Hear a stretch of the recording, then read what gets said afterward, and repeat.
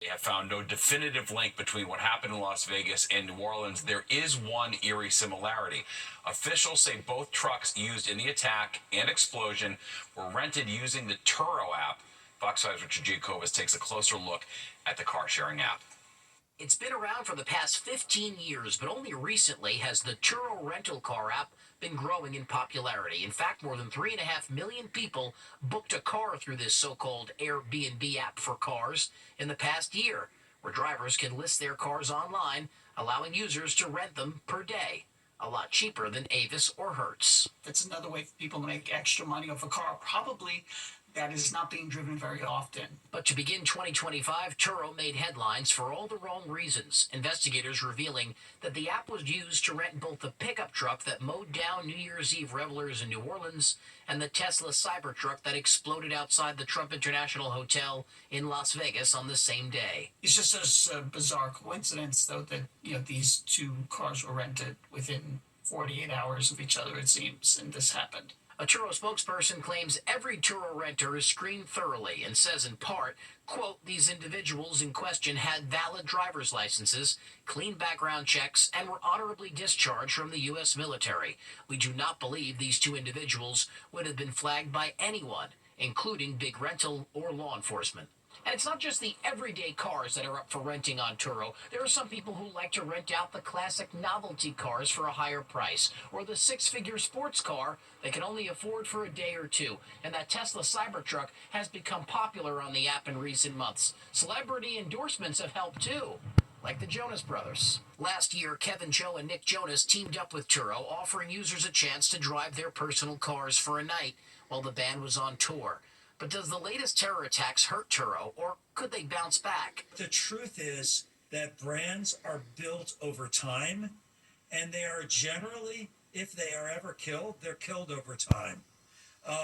So typically, horrible as a brand experience like this is, it is temporarily horrible. It's not typically fatal. Richard Giacobbe, Fox 5 News.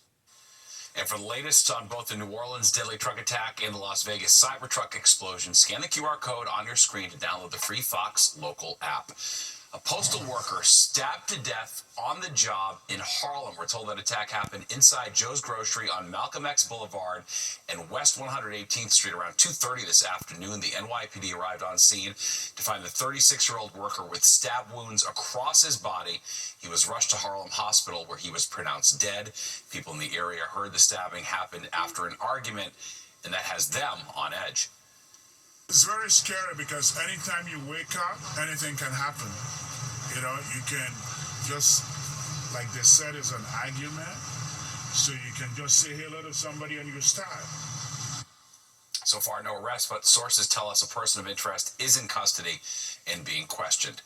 All right, let's take a live look outside. The big weather headline today, but now temperatures are plummeting as we speak. Chief Meteorologist Nick Gregory is here. Nick, I saw everyone bundled up, some people with their kids trying to keep them as warm as they could. It's old-fashioned cold out right now. It is, and it's going to get colder gradually as we go through the next couple of days, Steve, so be prepared for that.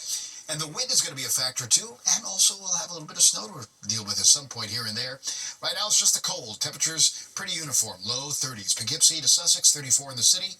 Mid-30s out onto the island, 32 down at Belmar, and is into the 20s now as you get towards Scranton. And the west wind still strong and pretty gusty at times, right? It's averaging 10 to 15 miles per hour, but the gusts are still pushing 30, like up at Poughkeepsie now, gusting 31 in the city and to about 31 as you get out to the Hamptons. Won't be as windy tomorrow, but we'll see that wind return over the weekend. All right, meantime, with the wind now, it's feeling like it's in the low and mid-20s out there, so bundling up is a good idea. All right, the snow flurry threat pretty much over with now. You can see all of these are drying out as the time goes along. Take a look at the wide view here, and you're going to see that there are more snow showers, just indicating that there is colder air tumbling in across the Great Lakes region. We'll see a mainly clear sky tonight. Sun and some clouds tomorrow. Now, a little weak disturbance is going to go off to the south, so those of you central southern New Jersey, late in the afternoon to the evening, you might pick up some snow showers, a little brief period of light snow. No big deal. Then it goes away, and then the cold returns as we head on into our forecast for the weekend. Tonight, going down to the 20s in the colder suburbs, low to mid-20s there, about 30 in Midtown, upper 20s along the coast. Tomorrow, again, sunshine, some clouds, and to the south, a little more cloud cover. We'll see that potential little snow. Even colder this weekend, and then that other snow threat looks like to be around Monday, Steve. Thanks, Nick. Federal agents raided the home of former NYPD Chief of Department Jeffrey Madry this morning. Officers from the NYPD's Internal Affairs Bureau could be seen carrying out boxes and bins of papers from his home in Rosedale, Queens. Madry, the target of a federal investigation. He resigned last month before he was publicly accused of forcing a subordinate to have sex with him in exchange for exorbitant amounts of overtime pay. Nothing right away. You know, the federal authorities will get their devices, they'll conduct their searches, they'll evaluate what they have, they'll interview witnesses and make decisions as to whether or not to impanel a grand jury if they haven't already done so, and make decisions as to whether to return indictments or seek indictments, rather.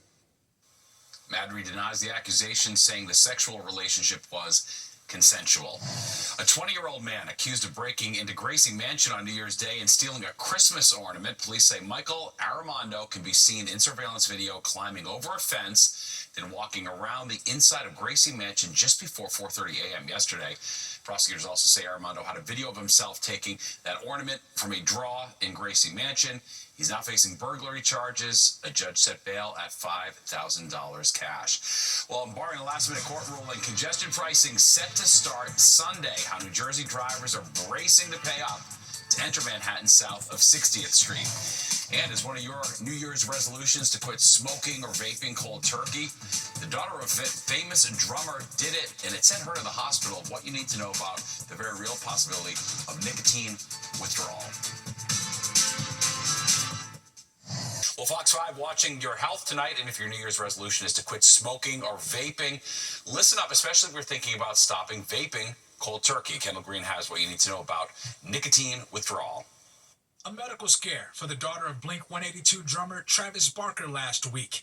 19-year-old Alabama Barker was rushed to the hospital after experiencing severe nicotine withdrawal symptoms after she decided to quit vaping cold turkey, according to reports.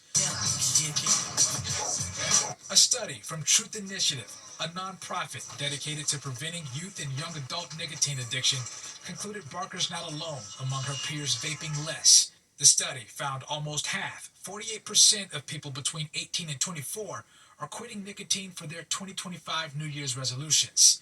As for Alabama Barker's efforts, this is an outlier. And it's really important that people know that. Clinical psychologist Alexandra Straightner hopes Barker's admission to the hospital surrounding her efforts to quit vaping don't discourage others, but they should know what they're up against. The concentration of nicotine that we're seeing these young people using is much greater than we're used to with cigarette smokers. Some vapes can have as much nicotine in them as 2 packs of cigarettes. But for those considering quitting vaping cold turkey, Straightner says it's safe. However, it can be uncomfortable.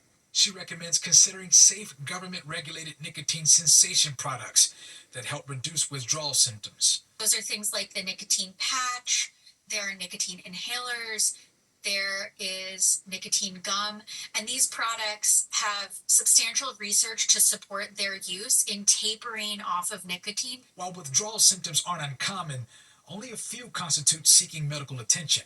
If you're having any concerns like either your heart is racing or you feel like you're having any trouble breathing, or, because it can cause anxiety or depression and mood changes, if you have any thoughts of feeling like you're going to harm yourself or harm someone else. Straightner, though, reminds those looking to quit to keep the bigger picture in mind. Kendall Green, Fox 5 News.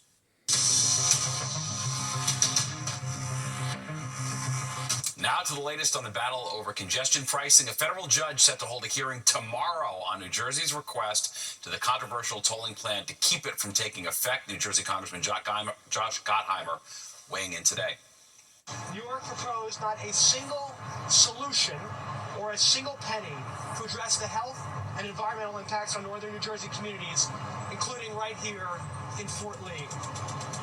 And that's exactly what the judge flagged last week in his ruling. The MTA says the judge's ruling does not interfere with congestion pricing going into effect, and of course it is set to start once again this Sunday. Well, there are just 3 days left until those gantries go live. You just heard from New Jersey Congressman Josh Gottheimer. And tonight, Teresa Priolo is showing us what New Jersey drivers have to say ahead of congestion pricing taking its toll. It's going to cost me like close to $50 to get in there every day between tolls and tunnels and congestion charges and everything else. So it's just off-putting. It's a lot of money if you got to go in there 5 days a week. In the shadow of New York City sits commuter towns like Rutherford, New Jersey, built up on the promise of a fast and efficient way to get into the city for work and play. Residents here are close enough that they can drive through the Lincoln Tunnel quite easily, or they can use both NJ Transit train and bus services to shuttle in. But come Sunday, all of that will be that much more expensive with congestion pricing. Either do this way or end up driving and paying a lot that way. You kind of can't escape it. Yeah, exactly. Congestion pricing will cost an estimated $9 a trip into the Central Business District, while drivers heading through or over a Port Authority crossing will pay an additional $16 a toll. Factor in their crossing credit, and it looks like the daily bill will hover around $22, not accounting for gas. That's $5,700 a year. Alternatively, you could use NJ Transit, a system plagued by delays, cancellations, and disruptions. But those tolls just went up 15% on July 1st, and they'll go up 3% year after year. You have a train, you have a bus right there, but ideally you don't want to use those if you can because there's more comfort driving, but not when you have to pay $50 a day to get in there. So the bus it is. I think they should just kind of like slow it down just a little bit. Give you a break. Like give everybody a break at least. You got to show them a stance. Because if you stop traveling, they're going to stop putting the taxes, extra commute tolls, whatever you name it. The Regional Plan Association is supportive of New York's congestion pricing plan, but they do believe the success of it will rely largely on NJ Transit also improving. 90% of the people coming into Manhattan south of 60th Street for work are on public transit already. So there's not going to be the additional commuter because they're already on the train and they're already dealing with that delayed service. And so the goal is to both get congestion pricing implemented, see its effects, and also address the service and reliability issues on NJ Transit separately. If and when congestion pricing takes effect this weekend, it's not going to be a one-time fare. Prices are set to go up again in 2028 and then again in 2031. In Rutherford, New Jersey, Teresa Priolo, Fox 5 News. Well, developing right now, a deadly plane crash in Southern California. Officials say the small plane was only up in the air for about a minute before crashing through the roof of a building. And we are already experiencing a bitter blast of Arctic air, all thanks to the polar vortex. Nick is back with the cold, hard facts. We are bracing for a big shock to the system. The polar vortex set to bring a bitter blast to the tri-state. Chief Meteorologist Nick Gregory is back with the cold, hard facts on that, and it's happening as we speak, Nick. It is, and we always keep an eye on the polar vortex because it can control weather patterns here, and for the most part, most of the year, the polar vortex is just this area of low pressure that sits up over the North Pole, over the Arctic, and when it's in its stable state, it's just like a racetrack. The cold air just kind of goes round and round and round and never really makes it down here. In a lot of recent winters, the polar vortex has been more stable. However, it can get fractured. And when it gets fractured, again, we go from this sort of a stronger, stable vortex into one that goes into pieces. And depending upon where that fracture happens will depend upon any real cold air that gets pulled down into our part of the country. So it looks like, again, that polar vortex will get disrupted and the Arctic air kind of dives down, potentially along the middle part of the country along to the East Coast. And that's what we're going to be seeing as we head on into next week. High pressure kind of drops into the middle part of the country. And again, we can end up with some pretty serious cold temperatures. And sometimes that can also lead to some pretty good storm development because what will happen is you'll get this trough of low pressure along the East Coast and potentially a couple of storms here like nor'easters can form. Now, next week, we will be turning gradually and significantly colder thanks to this little break in the polar vortex here. And that's kind of the winter pattern I think we'll be seeing from time to time now. Next week will not likely immediately set off a potential for a coastal storm, but the elements are there, and I wouldn't be surprised sometime in the next 2 weeks we don't see something brewing that we'll have to watch very, very closely. But again, for the short term, just be prepared. Temperatures will be gradually getting colder this weekend, and by the time we get to the middle part of next week, Steve, it'll be hard to get temperatures out of the upper 20s. Yeah, it's January. All bets are off. All right. Thanks, Nick. Well, new details in the Cybertruck that exploded in Las Vegas on New Year's Day, including what we're learning about the Green Beret, who they say rented the truck and is responsible for the blast. Plus, a billboard battle brewing on Long Island, why the state of New York and the Shinnecock Nation are once again at odds. Republicans' Capitol tomorrow as the newly elected Congress will be sworn in, and New Jersey Senator Andy Kim will be there alongside his colleagues to start the 119th Congress. Kim was actually sworn in last month to replace Senator Bob Menendez, who, of course, was found guilty of corruption charges. This upcoming Monday is the 4-year anniversary of the January 6th Capitol riot. Kim, who was a congressman then, could be seen in those famous pictures you're looking at, helping clean up the rotunda. And he shared his thoughts about that day in history, saying it cannot be glossed over. Every single person should be able to say that we don't believe that this beautiful building that I'm standing in, the U.S. Capitol, should be defiled and disgraced by people and by other Americans coming into this building. You know, that's something that we should just have as a starting point across the board. And the fact that we can't have that sense of commonality is just a huge problem. Senator Kim also received his committee assignments today and will work on commerce, banking, homeland security, as well as housing and urban affairs. President Biden honoring 20 people today with the country's second highest civilian medal, the Presidential Citizens Medal. Honorees included Americans who fought for marriage equality, a doctor who helped revolutionize treating wounded soldiers, and the 2 leaders of the congressional investigation into the January 6th Capitol riot, Liz Cheney and Benny Thompson. They're all incredible. Incredible. They're activists who turned pain into purpose, forced open the doors of equality and justice, attorneys who changed not just the laws but society and brought America closer to our highest stated ideals. You are elected officials who served in difficult times with honor, decency, and ensure our democracy delivers. This comes just a few weeks before Donald Trump takes office. He has said that lawmakers should be jailed for their roles in the January 6th investigation. There's a billboard battle brewing on Long Island, and as Fox 5's Jody Goldberg shows us, it all has to do with an ongoing debate over who owns the land that these massive electronic billboards sit on. It's a battle over the billboards, or what Shinnecock Nation calls its monuments. 2 of them standing 61 feet tall on both sides of Sunrise Highway in Hampton Bays. This is basically the gateway to the Shinnecock territory as far as we're concerned. Drive by and you'll see the time and temperature, along with cycling ads front and center. Lance Gumbs, vice chair of Shinnecock Indian Nation, calls those the main revenue stream for the federally recognized tribe. But the case over who controls the land the monuments sit on has been in and out of the court since their inception more than 5 years ago.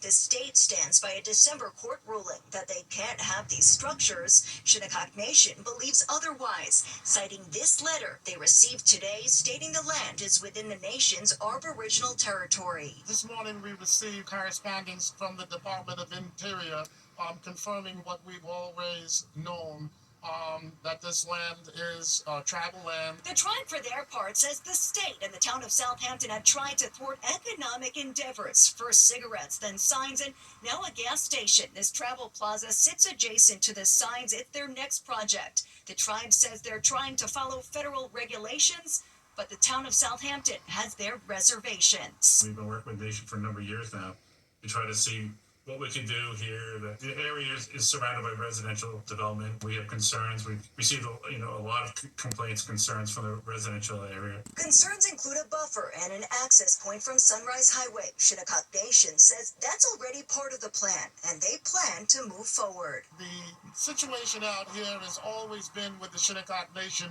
for 400 years, or since first contact, the NIMBY situation. Not in my backyard. It's okay for us to do it, but it's not okay for the Shinnecock to do it, and those days are over. In Hampton Bays, Long Island, Jody Goldberg, Fox 5 News. While there's many things New Yorkers can agree on, it seems a new logo refresh is uniting some of us. That's a 6 out of 10 right there. Nothing more than a 6 out of 10. Tough. All right. So do you agree that it's a branding fail? We're going to take that question to the streets. And Saquon sitting out the Sunday's game against the Giants, dashing hopes that he would end his season by breaking a record.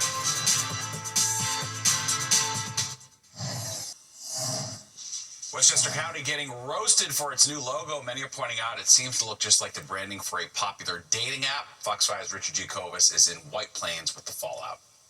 Westchester County, a county where homeowners write some of the largest property tax checks in the country. just unveiled a new look for the new year. That's a 6 out of 10 right there. Nothing more than a 6 out of 10. This is the new Westchester County logo, unveiled last week by now former county executive George Latimer's team. But as soon as it was rolled out, many took to social media to slam the design, and it's reported 6 figures spent on the logo. Why is the H like that? That thing there on the H, it will fool people to think that the C is a G. Some comparing it to the logo of the dating app Hinge. One user online writing, "This is so bad it's made me care about something I didn't think I cared about." Another said, "As a graphic designer and decades-long Westchester resident, I have to agree, it's a poor logo that's outdated before it's out of the gate. Sigh." Someone even claimed it was stolen from a local radio station. I don't like it. Why? I don't know, it's like too simple. I don't know, Winchester is a big county, it just gotta be something, more. When the people look at it, gotta be more impressed. In a statement to Fox 5, County spokeswoman Catherine Chaffee defended the design, calling the rebranding an exciting new chapter for Westchester County, and says that they did engage with the public numerous times. Chaffee saying in part, quote, "After thorough review and voting, this logo was selected. We are proud of it as it embodies many elements that make Westchester County unique. It is important to note that the previous logo, over 20 years old, no longer aligned with the evolving needs of our community or the functionality required for the county's webpage." For me, it looks nice anyway. No, there's nothing wrong with that. Not feeling this, no. The county says this redesign coincides with a new mandate that requires them to transition from a .com to a .gov domain on their website.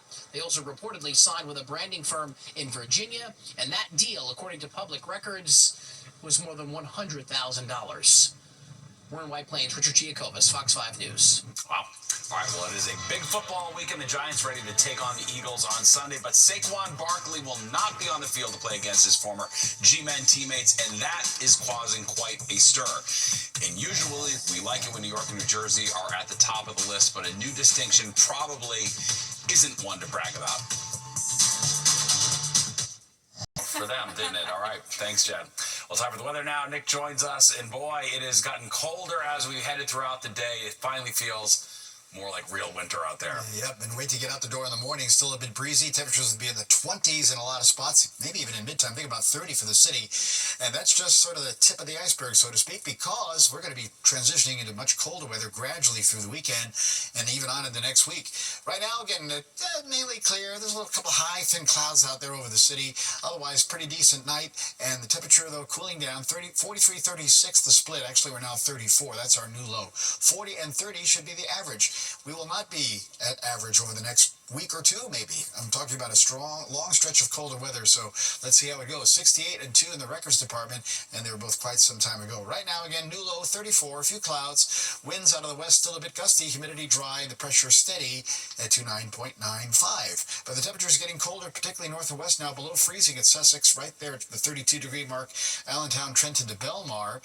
And the back low, middle 30s, White Plains heading back out onto the island. Temperatures, again, 5 to as much as 7 or 8 degrees colder now than they were this time last night. And again, you can still see the wind, not as strong as it was earlier, but it's still busy. I mean, we're talking 10 to 15, 18 miles an hour sustained, and the gusts are still pushing 25 to 30 in a few spots, so the wind chill numbers are definitely down in the 20s just about everywhere you go here.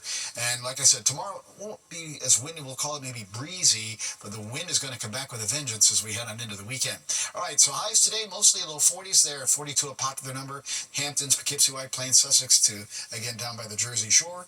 And as we go through the northeast, you're going to see a little transition here, right? So 43 Providence, down towards Washington, D.C., mid-40s there. As we go westward, watch the temperature go down. State College, 32. Cleveland, 30. Chicago, 32. Green Bay, 26. So again, the wind coming from that direction gives you an idea of where our temperatures are going to be headed over the next couple of days. All right, radar and satellite picture here showing, there have been a couple of snow flurries, snow showers off to the northwest, but they are evaporating before they get to us. So I'm not expecting any of that for tonight. Storm center, that's up to the north. So again, producing that northwesterly, westerly airflow. Now keep an eye on this little guy. This one will pass to our south tomorrow. It's a very weak system, but it may bring a period of a little snow or snow shower central and southern New Jersey. So we'll talk more more about that in a moment. And then we're going to keep an eye on this system, at least the energy coming in from the Pacific Northwest. That's going to dive across the Rockies into the middle part of the country. That's going to be a stronger storm. It'll be a swath of snow coming out of the Ohio Valley and Kentucky, moving on to the east. That's going to be for Sunday, Monday time frame. So we may see some light snow out of that. New York City, Long Island, and areas south. Again, that would be on to Monday's time frame. Okay, as we take a look at our temperatures overnight, going down to the low and mid-20s north and west, about 30 in the city. Sun and clouds tomorrow. There's that little quick band of snow. I don't know if it's going to be quite this far north, but we'll keep an eye on that for later tomorrow afternoon. Cold tomorrow night into the 20s everywhere you look. Some teens well north and west. And then a windy Saturday. We're going to be struggling to get into the low and middle 30s at that point. Again, wind gusts, you'll see them sort of dying off a little bit tomorrow night. But look at Saturday's winds hitting the 40-mile-per-hour range at that point. All right, 30 in the city tonight. Low 20s in the suburbs. A few clouds. Again, the wind still a bit on the breezy side. Tomorrow we'll stop at 39 with some sunshine. 35 Saturday, 34 Sunday. Windy days with some sun. That threat of snow on Monday. And then there we go. We're not going to get out of the 20s, Steve, by the time we get to Thursday. Jeez, I'm not going to get out of the house to whatever extent I can. Smart guy. Get your long johns on. Yeah, for sure. Thanks, man. All right, well, it seems a lot of people moved out of the area last year, according to the United Van Lines National Movers Study. For the 7th year in a row, New Jersey topped the list of states people moved out of. It found people were looking to relocate to more affordable areas. The Garden State was followed by Illinois, New York, California, and Massachusetts. Well, as for areas people moved into, West Virginia topped the list, followed by Delaware, South Carolina, the District of Columbia, and North Carolina. It's a new law taking eating out to new heights. Cannabis cafes up and running in California. The new way they will soon be able to expand their menus. Welcome to Toyota. Researchers have discovered hundreds of dinosaur footprints in the UK. It's being called one of the largest track sites in the world. Researchers discovered it about 60 miles west of London. It's believed to date back to the Middle Jurassic period, which is about 166 million years ago. Scientists found footprints from gigantic long-necked dinosaurs called sauropods and Megalosaurus, which had 3-toed feet with claws. Pretty interesting. Meghan Markle kicking off the new year with a return to social media. Yesterday, the Duchess of Sussex made her first Instagram post since 2020. It's from a new account that already has over 1 million followers. Meghan previously voiced hesitation about returning to Instagram, citing concerns about harassment back in 2023. She and Prince Harry urged social media platforms to strengthen content moderation policies, saying that some apps could damage the mental health of young people. And there's more of the 10 o'clock news straight ahead. First, so here's a look at what you can expect tomorrow on the Roads and Rails. California has its very first cannabis cafe. A new law that just went into effect in the state allows marijuana to be served alongside food and non-alcoholic drinks. The Woods in West Hollywood is now welcoming customers. Packs of pre-rolls and edibles are available to consume on-site with meals. Critics of the new law are concerned it could lead to more driving under the influence. Well, don't go anywhere. Good Night New York with Crystal Young and Ryan Christopher is next at 11. You don't want to miss that.